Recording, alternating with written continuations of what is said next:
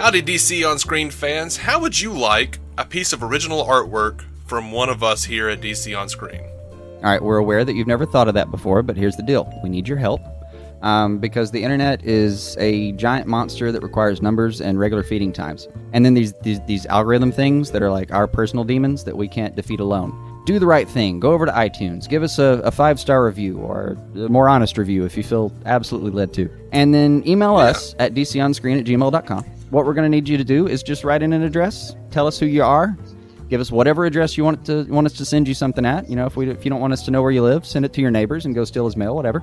Yeah. Just give us that, and then we need you to write Dave or Jason, and then we need you to write the name of a character. We're going to send you a piece of artwork. All I can say about it is that one of us is a good artist and one of us is not. If you've actually been listening to every episode, you might know the secret answer to that, to who you should really ask. But hey, or toss a coin. Man, you know, once you get the picture from us, take a picture of it or scan it or something. And send it back to us, and we'll put it on Facebook, just like we do with your DC loot. Yeah. Send it back with, like, critiques if you want to. We don't give a fuck, you know. Draw over it, you know, pull a Deadpool. Right? Whatever. One of us might cry.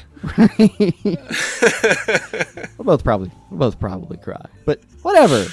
Point is, you know, it's come that time. It's the classic call to action. We need to get out there. We need to get a little bit of the review game going. And this is our humble offering. Yeah, humble offering. Very humble. I couldn't say it any better myself, man. That was a good pitch. Oh, thank you. All right, with that said, settle in for a new episode of DC On Screen.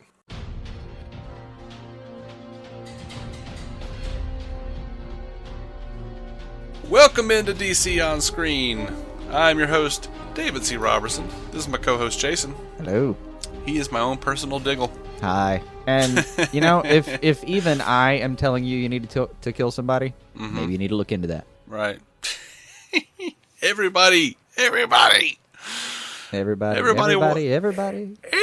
wants Malcolm Merlin gone. Yep. Like, you better not kill Malcolm. Thea will never forgive you. No. Diggle's not even playing that card anymore. He's like, you know what? No, kill. No, I'm sorry, Oliver. That guy's got to go. He's like, that bitch will get over it, Oliver. That bitch will get over it. Kill him. Kill him now. She'll get over it because she'll be alive to do so. Right? Oh, man. You know what? She won't get over it if she's dead. She'll never get over it if she's dead, Oliver. Yeah, all right, dude. First scene coming in, they just resume immediately out of the Nyssa showing up saying, I've got a Lois flower, ha ha ha ha ha ha ha. I forgot that she still considers Oliver her husband. That's just weird to me. I did forget about that, and that's ridiculous, but okay. I saw it and I went, what? Oh, yeah. I guess not after this episode, because those rules no longer apply. Yeah. But, woot, woot, y'all. Woot. But, dude, she tells him, like, she's describing the layout, and they're having a nice argument, and, you know, father's life for his offsprings, and she says, your father made a similar bargain. Bitch, that's cold. That was cold. Yeah. God, yeah, Calculator got right to it. He's just like, hey, I'm a bad guy. We're the same. We're not really bad. We're kind of bad in the same way. You know, we're the same bullshit. Vigilantalists. I so hate the we're the same argument. I really hate it. I'm so tired of it. I think problem is watching the kind of television that we specifically watch, we run across that a lot. We do. I think it's built into the programming of this kind of thing because the last time I remember seeing it, we're over on Supergirl and it's Toy Man talking to Toy Boy, or well, I shouldn't use that exact term, but yeah, we just see that a lot. Merlin and Toy Man talking to Boy Toy. I said Toy Boy, but yours is much worse. I know. I like mine better though. Yeah, dude. We run over this a lot, especially watching Arrow. You run over it all the damn time. Merlin talking to Thea. God, Moira talking to Oliver on several occasions, and at least she was doing the twist of "you can be better," not "we're the same." Do what I did. Come this way, Kenro. Yeah. Fucking- Scott Madison says, what was the actual point of having Calculator back in this episode? To give Felicity something to do.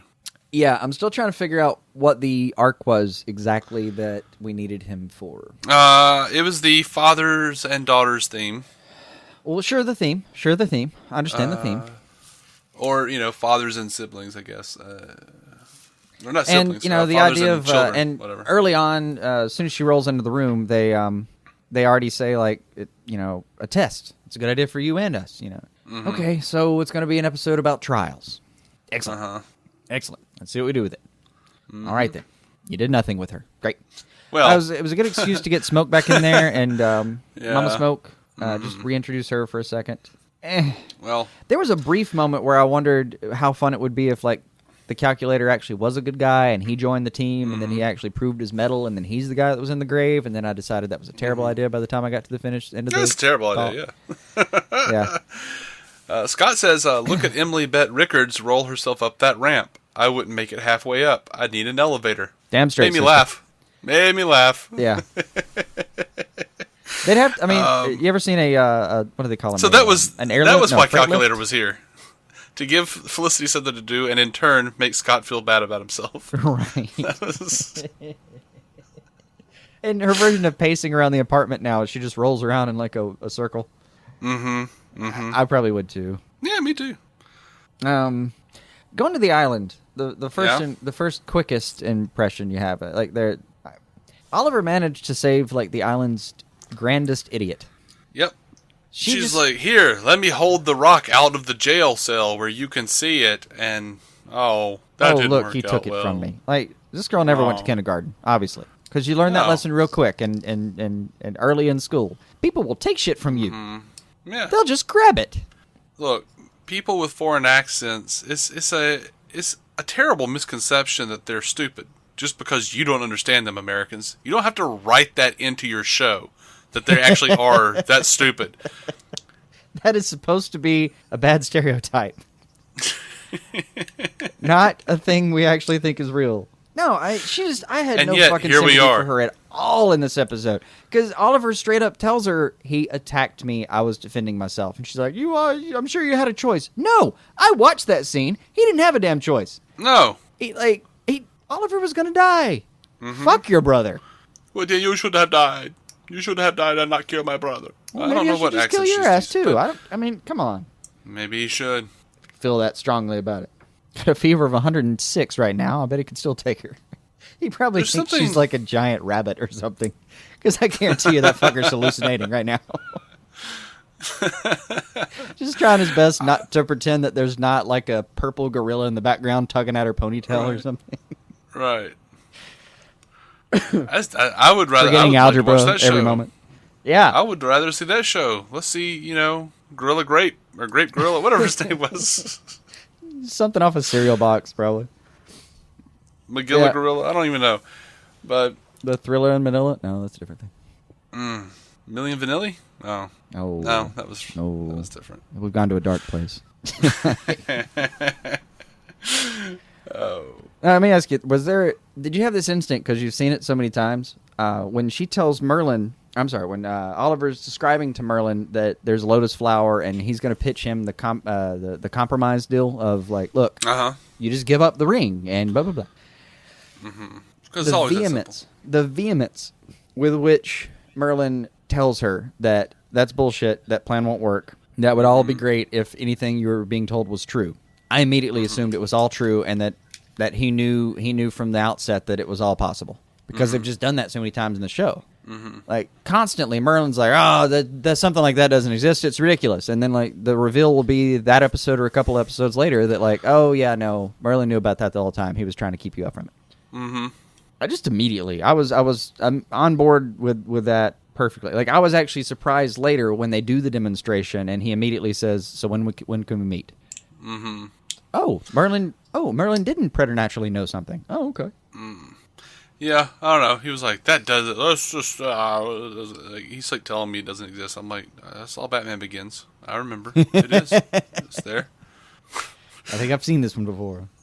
I I did laugh when he says, Oliver, I've been holding off on telling you this, but you're very handsome, not especially bright. Right. That did make me laugh. That one was good. That was a good line. That was. Now, let me ask you this, though. All right, so Laurel approaches Nyssa and Co. Single-handedly, or double-handedly. I should be specific within the context of this episode. But she comes single-personally. And when there's the moment where she gets surrounded by all of the rest of the rogue League of Assassins, and all she kind of does is like stay a little blank-faced and kind of look left and right a little bit. I was watching that thinking like, oh my god, that's the best acting choice I've seen her make in a very long time. Don't emote at all. Just have a blank face and look around. Not too much. We've done that one. Don't rubberneck it. Just kind of glance around and try not to show too much emotion, and it was perfect. So the less she does, the better it appears. That's the rule I'm learning with Laurel. Like she just absolutely. The more subtle her choices are, the more I believe them. Also, I just think that's how it's going to work with Katie Cassidy in general. I think that's like the trick to her really impressing me. Absolutely. Scott actually says to us, Laurel and Cage Nyssa scene was just about decent. Accusing Nyssa of becoming like her father was a good crystallization of the situation, but it was undercut by a mediocre, dramatic performance from Katie Cassidy. Yeah. That is, Scott. That is precisely the situation. Right there. You heard it from the man, Scott Madison. Yeah. Like from simplysyndicated.com. If I just had like note cards that I kept that I could pull up for this show, that would be a battered and worn note card. Decent scene except for Katie Cassidy. Yeah, undercut by a mediocre dramatic performance from Katie Cassidy is like that's the trademark of the show at this point. That would just be like Control V. I would just be putting that in my show notes all day. It would just be permanently in my clipboard. Control V. Go to the next scene. Control V. Yeah, actually, just that. Command V, whatever y'all use, like, Apple people. After every good thing you say about the show, you should just stick. But was undercut by a mediocre dramatic performance from Katie Cassidy at the end of every. I like it. She wasn't the worst. She was by far not the worst in this episode. Right. Because Barrowman, I think, was the high and the low of it. The speech where he's explaining to Oliver why he's not going to do it, all the power of the League, and I will not put that power in the hands of Nyssa. I'm like, why? Good. Nyssa's okay. Well, I don't really know what he's got against her, but he feels strongly about it. Nyssa al Ghul. I'm like, dude, you're such a child. I'm watching that scene, though, and like that's the kind of, like, that level of acting, that's why you got somebody like John Barrowman. He can do it. That was a good performance. But let's go back a few scenes to the line, sadly, the only thing I have seen is your quick and speedy death. I want to nominate that as the worst line I've heard in the entire show so far. The entire series. Yeah, that was bad. That was just bizarre. Just bizarrely bad. Like, that made it through editing? Yeah. Several people looked at this line and said, yeah, let's keep it going. Let's do this. I would have written that line down. It's something to bring up. But I'm pretty sure I was cleaning up brain that had leaked out of my ear. That was a bad... I may have blacked out. That was just a bad face-off. It was just a really bad face-off. Yeah, sadly, the only thing I have seen is your quick and speedy death. Because he hasn't seen it yet. And quick and speedy? Quick and speedy death. Yeah. And why is it sad? Why is he sad about that? And it's the only thing you... Like, pick... There's not a portion of this sentence that I don't have a problem with. Okay. I feel a little bit better now. I feel slightly better now. Gross, man. Gross. That's a bad line I have to talk about. You need a shower? Or? I feel like I do. All right. Now, as bad as that line was, it was righted by, I think, Felicity later in the episode, where once they've agreed on deathmatch, which I did enjoy his little one-liner about, for taste concerns, we'll forego the topless portion of this ritual. On the one hand, you're like, well, that is classy. On the other hand, you're like, why? Let's do this shit. Right. I gotta say, I can't quite attest to it, but I gotta think in a sword fight, boobs would be, like, free flinging boobs would be a liability. Probably, yeah. I just think so. I don't know. If there's any topless sword fighters out there that have been running around unscathed, let me know if I'm wrong. I did laugh when Felicity was like, "This is one of your crazy ideas, and that is a competitive field." Yeah. Like, okay. And even that's his pretty response, "Well, sit tight. I have a crazier one coming." good. Yeah. That dialogue was so good that I didn't care about the previous altercation between Nyssa and Malcolm. Boom. That was good. Well, sit tight. I have a crazier one coming. And she does. She does sit tight, and sits there and watches him like decide to take on the thing. And oh my god! And the big thing of the episode was like, you saw it coming a couple shots before it actually happens, right? Yeah, sure. You saw the close-up shot on the hand. Absolutely. Now, once the hand was on the ground, detached from its body, close up on the ring, the way they lit it, there was a whole lot of hair on that hand. There was. I was like, that's actually off-putting how much hair is on that hand. It actually looked about accurate, though. Maybe.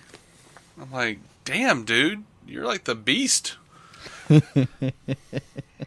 I'm getting all Marvel on you, but it was a very. Plus, he's a dark-haired person, so the hair is much more visible. Right. But is there a moment though, like he chops off his hand and then knocks him out?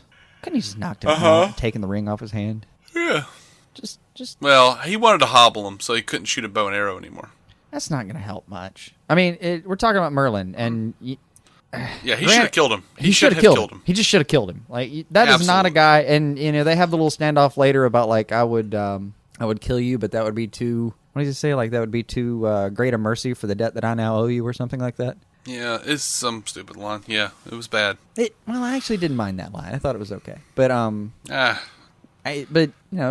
Oliver simply telling him, "Don't you dare threaten me," was not good enough. That's not, that line was coarse on the ears. It's a little clunky. But man, no. You don't make that enemy and let him hang around. Like I know this isn't something that can apply in life, and that's why it does. I mean, there are mob wars, and there are people that live lifestyles that aren't like my own, that actually are life and death. But in the regular world, you can't leave enemies hanging out like that. You need to either cripple someone beyond repair, or make nice. But you don't piss off Malcolm Merlins and send them out free flying into the world after they've already mentioned your son's name. Yeah, that was a poor choice. A poor choice. Yeah. I love the fact that they are disbanding the League of Assassins. That thing that Ollie should have done the whole time. Yep. I actually wrote down, please let this stick. I think it sticks. See, that was our idea for like what he should have done with the end of season 3. Just, dude, don't make a deal with anybody. Just take over. Disband the league. End of story. Yeah. I actually, my note, I wrote down, my note for this was, I had to read it 3 or 4 times because I thought I had written dishanding, that thing that Ollie should have done. And I was like, well, why am I creating the word dishanding? I mean, I guess that happened, and then that thing but Ollie did do it. What am I doing? Oh, disbanding. I write poorly. Oh, well. Scott Madison says, what moving company does the League of Assassins hire to haul all their decorations upstairs for these rooftop death match ceremonies? Point. It's not even upstairs. It's also like across countries and across town. Yeah. Because every time Laurel goes to confront them, every time Laurel goes to confront them, there are those same urns hanging around. And I think we have the talk in a few places. Urns. I'm gathering that there are a few members of the league that like their job is to hump those things from place to place. I believe the correct word is schlep. I went with the army version of it. I did like. I liked Felicity's little gamble with her dad, though. I did, and I found myself like when she walks into the lab. I found myself thinking like, "What's your play there, Smoke?" Oh, I see. Our receiver. Gotcha. And a good look at the T-sphere, and even a somewhat working explanation of how they actually work. I did enjoy that he was that. I don't know. She turned him into the cops, and she was like, "Oh, the look on his face will haunt me, or whatever." I'm like, "No, that was great. It was great when you turned him into the cops. I loved that. Yeah. Hold on. Please, if you have access to it, what was Scott's comment about the Paul Blackthorne showing up on the show again? Oh, yeah, that was great. Producers. Oh, hi, Mr. Blackthorne. We forgot you were here. Want to basically cameo on this show that you're still in the opening credits of? There it is. And what I laughed about on that in particular was, for the last couple episodes, I've seen Paul Blackthorne and thought, okay, cool. So Quentin's going to be... Okay, well, never mind. And then, yeah, this time it was just he pops in as, like, useful cop that we know. I think we'll see more of him near the end of the season, like, coming up. Because, I mean, he's still in bed with Damien Dark. He's still in bed with Damien Dark, and he's still in bed with Mama Smoke. And he's still in bed with Donna Smoke. So and she's still hanging around town. Like, she's not a visitor anymore. She's hanging around town. She was clearly just coming by when she comes by to talk to Felicity earlier. Mm-hmm. Yeah. I don't know. And where does the end of that episode leave us, really, man? Like, well, actually, I think you've got Malcolm Merlin going to Damien Dark and saying, he's got a son, William, and he cares more about him than Felicity. Actually, Scott Madison says, are they actually going to do this? Are they going to put William in the grave? Dramatically, that would be the most impactful and daring choice, which is why they won't do it. I think they're more likely to put William's mother in the grave. Post-funeral scene in the car, Oliver is mad that his son lost his mother. Felicity is mad and ringless because Oliver didn't tell her he had a son. That's my latest theory. I think Scott's wrong. I think it might actually be William. There's a chance. I think it actually might be William. Because I don't see Felicity being that upset over William's mother. Not over the mother. Absolutely not. But over a let me put it child? this way. Like, yeah. And I think I remember, I mean, am I wrong? Or me and Scott wrong, I guess, at this point? She was ringless in that limo, right? She is. She does appear to be ringless, yeah. Now, so I guess Felicity could just be upset. Engagement ring, so she's supposed to go straight from engagement to wedding. So at this point, she's supposed to be a ringed individual. So whatever has transpired has thrown off their wedding plans, but not so much that she's willing to completely leave him. Mm-hmm. I mean, they get in the same limo. Like, Felicity's not dead, but it's clearly headed for some rocky waters. And the moment they bring William back on the show, we know they're going to come into some... Because in the Flaro crossover, that was, before Barry changes everything, that's exactly what happened. Yeah, that is exactly what happens. We know that's the impact that it's going to have because we've seen it before. So as soon as she figures out there's a William and figures out that she has been... that he's lied been... to. Well, obfuscating the truth, really. And as soon as we... get to that point, we're saying bye to the Felicity that we know and love at the moment. All the wonderful warm tears of the those two strong people making it through something. No, those are gone. Mm-hmm. But I don't know if we're gonna be. I mean, William makes a hell of a lot more sense, but still, so does Mama Smoke. It does. It makes a lot of sense. Those are still my two favorite theories. Mm-hmm. I'm still not certain why Oliver didn't tell Felicity. I just don't know. I don't understand. I don't either. I don't either. I got to tell you, man. Like, it's just not something that works. I've been in a lot of relationships where I lied through my teeth, and I've been in a lot of relationships where I didn't. And the ones that I didn't were harder sometimes, but they work better. Mm-hmm. It's just plain a better idea to not be lying all the time. And yeah, dude, you would think that's part of the reason we've enjoyed Oliver's character is he's been growing enough that you felt like he had learned that lesson at this point, and he just hasn't. And that's one of the disappointing parts of the season so far for me. Well, there was no reason for him to, because he found out like that day, or yeah, he didn't know. It wasn't like he's just been hiding it from her all this time. He didn't know. I mean, back in the crossover timing, yeah, that's still. I was still giving him that card, but the timing in the show has changed, and now it's been a few months, and he should have taken that time. At this point, like, he's already asking what's stopping us. Why? Like, this is the quiet moment. Why don't we go ahead and get married right now? I realize shit's going down because it's Arrow, and shit's always going down. But man, if you can take the time to stop and throw together a wedding, you need to first take the time to stop and get your shit in order. And I hope that's a lesson that we'd have been to by now. It's a little regressive for me. I don't mind the killing thing. The killing thing was fine. That's not regressive for me. This is. Yeah. I don't know. I'm just not dealing. I'm not digging the way they're, because we know she's gonna find out, and it's gonna be bad. Yeah, and because he said it's kind of a quiet moment right now, that's we know how desperate it's about to get. That's just how TV works. Yeah, of course. I had Which I feel like is the only reason that he's being so stupid is just because that's the way TV works. I'm like, you can make better TV. You can be better. I've seen this show be better. I know it can do better. And there are moments like this where it falls back on old tropes where you just get disappointed, just plain disappointed with it. Because, like I said, it can do better. I had one more thing I wanted to make fun of in one scene, and then I was out of it. All right, go for it. So the standoff between Nyssa and Merlin. Writing goes to hell, shit goes sideways, and everyone starts fighting. And Ollie immediately exclaims, "We have to stop them. They'll kill each other." Yeah. Why? Give me one damn good reason. One half good reason that you need to actually stop these idiots from killing each other. I can think of no reason. Also, was there only one lotus flower? It's been we only saw one in Batman Begins. Maybe they only grow one at a time. Yeah, but he was just supposed to find one on the side of a mountain.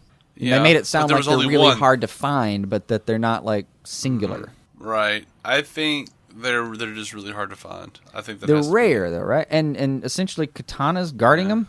Well, dude, him and Katana are on pretty decent terms. Yeah, Cut Nyssa out of this shit. Exactly. That's the way I would have gone with it. Yeah. Who'd you get that from? Oh, okay, thanks. But I need you to kill Merlin. Good luck with that. I got a plane to catch. Right. But are you going to show up unarmed? Yes. I'm specifically going to show up unarmed because I'm her friend. And I would like to remind her that I'm a friend because she's kind of a badass and I don't want to piss her off. Right. A whale. Oh, man. What are y'all doing on Arrow over there, guys? Come on now. I've enjoyed the season. There's just, there's always going to be something where we're going, oh, stop CWing it. Not even CWing it. It's just bad writing it. It's just, it has nothing to do with CWing it. Go catch an episode of the Vampire Diaries or something and tell me that. Hey, when I think of CWing it, I always think of just like, the romantic bad soap opera. Yeah, bad soap opera crap. Yeah. I know what you mean. They could. This is more, actual bad dialogue coupled with a complete loss of character motivation. There have been a lot of those. And huge lapses of character reasoning. Like the characters just can't reason. Worth a damn. What are they called? Real actors in writing? People who make decisions that are relatable and guided by the rules of real existence, Also, hey, did you like the exposition box? I mean, elevator? What are you referring to specifically? Because about 90% of Arrow is exposition at this point. No, it's like when they get Thea out of the hospital. Merlin and Oliver are like on the elevator down, and you can tell they specifically included the going on the elevator down scene so he could ask him, was it trouble getting Thea out of the hospital? No, I have a friend there, and I talked to him. Ding! Oh yeah. Welcome back to the scene. I did notice Thea's that, over here now. Expositivator. Yeah. I completely just grunted and didn't even bother writing anything. I actually didn't either. I knew I was going to remember that one without writing. I just went, It's a moment where you just go, wow, I'm being manipulated.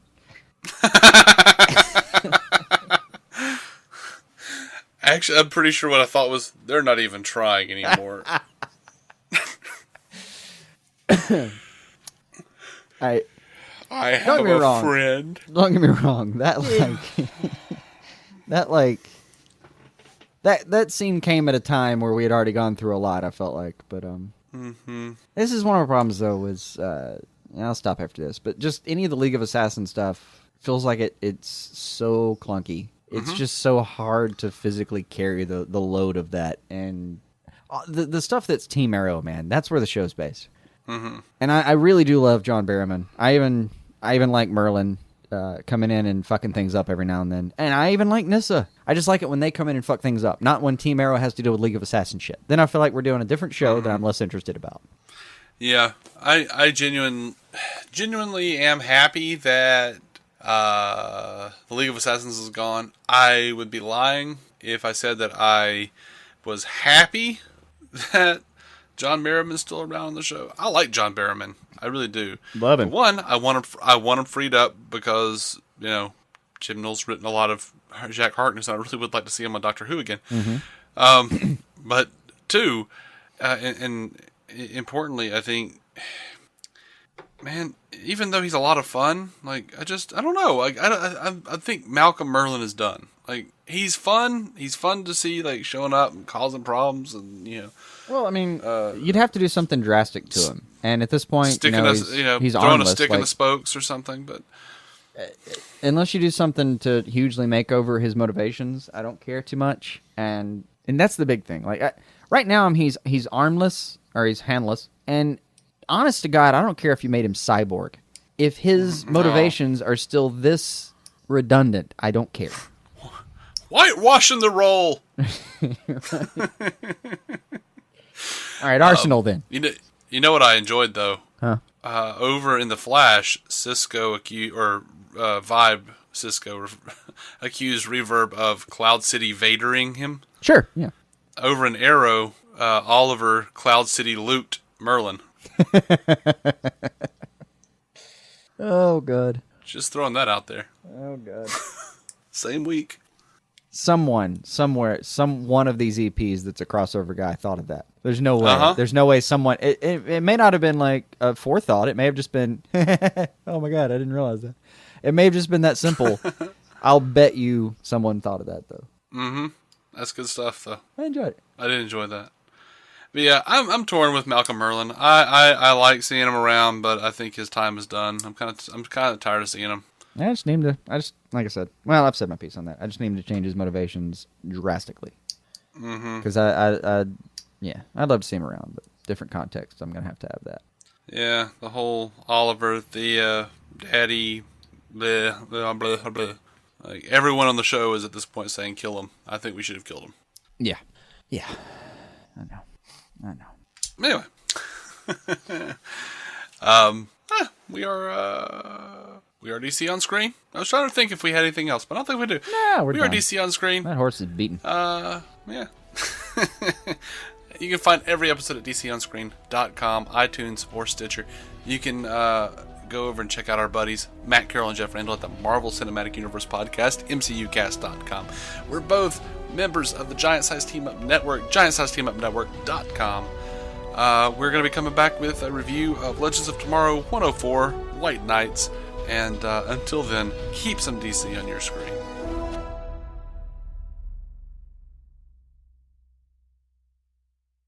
Are you struggling to lose weight and keep it off? Tired of wasting time and money on starvation diets that lead to more frustration and stress? If there was a weight loss solution that could actually work for you, would you try it? Then head to Golo.com. I'm Steve. I lost 138 pounds in 9 months on Golo. I'm Amber. I've lost 128 pounds with Golo. If you're ready to take back control of your life, head to Golo.com now and see how Golo can work for you. That's Golo.com. My sleep is way better. My inflammation has gone way down. Golo saved my life. I was way overweight. That's what sent me down the path. I wanted to make sure and live for my kid. I have literally tried everything. I was on the verge of getting gastric bypass surgery, and I saw the Golo commercial, and it was the last thing I tried because it worked. Join over 2 million people who found a better way to lose weight with Golo. Your healthier and happier life begins at Golo.com. That's Golo.com. Again, Golo.com. Judy was boring. Hello. Then Judy discovered ChumbaCasino.com. It's my little escape. Now Judy's the life of the party. Oh, baby, mama's bringing home the bacon. Whoa, take it easy, Judy. The Chumba life is for everybody. So go to ChumbaCasino.com and play over 100 casino-style games. Join today and play for free for your chance to redeem some serious prizes.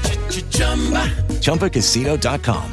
No purchase necessary. Void where prohibited by law. 18+ terms and conditions apply. See website for details.